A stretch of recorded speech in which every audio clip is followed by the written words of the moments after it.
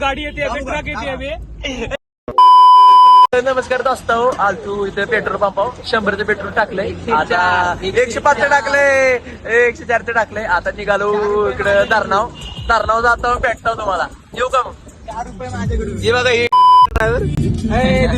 मी financial department, मी पैसे भरले. हत्ती आणला आपण हत्तीशिवाय कामच नसते आपलं. हॉटेल बाकी डायरेक्ट नात करते काही यायलाच लागते. आता आम्ही आलेलो हॉटेल तिरंगा यांच्या बॅक साईडला, म्हणजे हॉटेल ही तिरंगा धरण आहे. म्हणजे आपले जे तिरंगाचे मालक आहेत त्यांचाच तो विषय आहे.